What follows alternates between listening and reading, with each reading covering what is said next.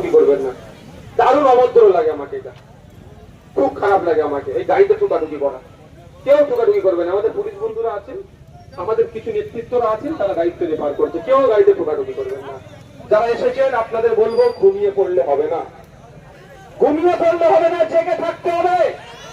বিচার ব্যবস্থা আদালতে গিয়েছে, মামলা ঠিক কথা, আদালতের জজেদেরকে বুঝাইয়ে রাখতে হবে। এটা কিন্তু আমি আপনাদের বলে যাচ্ছি, এটা বললে হয়তো আমার নামে কন্ডেম হতে পারে, কিন্তু বৃহত্তম আমাদের পরিবারের একজন আমাকে বলতে ডাকতে হচ্ছে যদি আমরা চুপ করে যাই, কিন্তু আদালতেও কিন্তু কেসটা ঠান্ডা করে চলে যেতে পারে। আমরা ঠান্ডা করে যেতে দেবো না। আমরা বৃহত্তম আমরা বিচার দেখতে চাই, যে অন্যায় করেছে তার সর্বোচ্চ বা তাদের সর্বোচ্চ শাস্তি হোক, এটা আমরা চাই। বুঝতে পারছেন তো?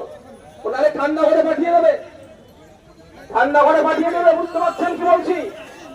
যারা এসেছেন শান্তিপূর্ণ ভাবে, আপনারা এখান থেকে শান্তিপূর্ণ ভাবে আপনারা প্রস্থান করবেন। কারো প্ররোচনায় পা দেওয়ার দরকার নাই। যদি কেউ ওই সঞ্জয়ের পক্ষ নিয়ে আপনাদেরকে ডিস্টার্ব করে, আমাদেরকে খবর জানাবেন। আমি এখান ভাঙড়ের ডিসির সাথে যোগাযোগ করব। ভাঙড়ের ডিসি স্যার যদি ব্যর্থ হয়, পাবলিকে নিয়ে আমরা কি করতে একটু বুঝিয়ে দেবো। এবার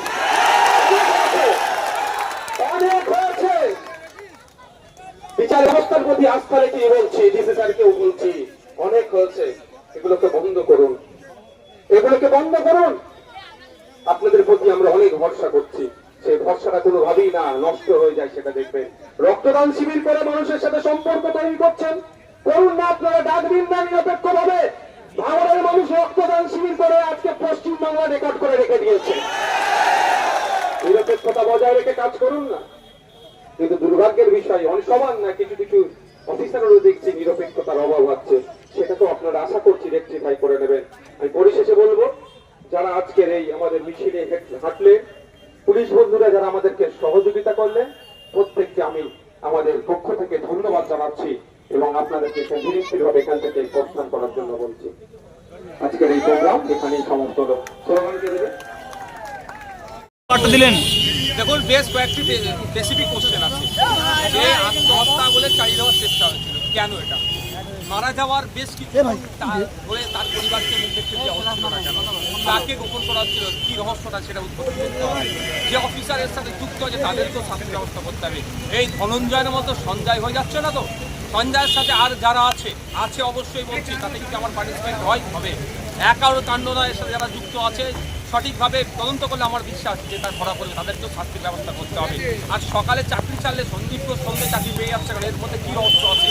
যে হাসপাতালে যে বর্জ্যগুলো আছে সেগুলো দিয়ে দুর্নীতি হচ্ছে না, র্যাকেট ছিল, এটা কার কী কাহানি আছে সেটাও খুঁজে বার করতে হবে। তারা তদন্ত করছে এটা। আর সিবিআইয়ের কাছে 12 দিন হয়ে গেল, এখনো পর্যন্ত প্রোগ্রেস সে অর্থ দেখতে পাচ্ছি না। প্রয়োজনে সিবিআই যদি মনে করে এই ধরনের চোর পুলিশ খেলা খেলবে, তাহলে কিন্তু সিবিআই সিজিও কমপ্লেক্স আমাদেরকে অভিযান করতে হবে, ঘেরাও করতে হবে। সঞ্জয়ের বাড়িতে আর একটা কথা হচ্ছে যে মুখ্যমন্ত্রী যে 10 লাখ 5 লাখ 2 লাখের যে রেট বেঁধে দিচ্ছেন, এটা বাধা বন্ধ করা হোক। মুখ্যমন্ত্রীকে আমরা সম্মান জানিয়ে বলছি, তার মুখ থেকে আমরা এই ধরনের শব্দ বাক্য আমরা কোনোদিন আশা করিনি। যদিও অন্যার এক বিধায়ক মুখ্যমন্ত্রী সম্পর্কে যে কুরুচিকর মন্তব্য করেছে, 25 লাখের রেট বেঁধেছে, সেটাকে যেমন ধিক্কার জানাচ্ছি, একইভাবে মুখ্যমন্ত্রী যে 10 লাখের কথা উল্লেখ করছে ধিক্কার জানাচ্ছি। আমরা এখন শোকাগ্রস্ত, আমাদেরকে টাকা দিয়ে উনি ভুলাতে চাইছেন। ওনার পরিবারের লোকজনের বক্তব্যটাই যে শুনলাম মিডিয়ার মাধ্যমে, নাকি সেখানেও টাকা অফার করেছে, এটা মেনে নেওয়া যায় না। যারা অন্যায় করেছে, মুখ্যমন্ত্রীর কাছে উদ্দেশ্যে বলবো, সেই অন্যায়কারী দোষীদেরকে আড়াল করার জন্য আপনার সরকার না পড়ে যায় এই ধরনের কাজ করবেন না। আপনার কাছ থেকে আমরা আশা করছি নিরপেক্ষতার সাথে কাজ করবেন। যদি এখন সিবিআইয়ের হাতে মামলা গিয়েছে, আর আমি অন ক্যামেরা বলছি, সিবিআই দ্রুত বিচার চার্জশিট করে কোর্টকে দিতে পারবে, রাজ্য সরকার যদি সহযোগিতা করে। আমি আশা করব রাজ্য সরকার সহযোগিতা করবে সিবিআইকে। সঞ্জয়ের বাড়িতে সিবিআই গেছিলেন, 1 ঘন্টা 15 মিনিট ঢুকলেন, ব্যাপারটা কি? এখানে তো অনেক কিছু হচ্ছে, অনেক সন্দেহ হচ্ছে যে হচ্ছে কি সিবিআই কাদের কথা শুনে চলছে, সেও প্রশ্ন থেকে যাচ্ছে।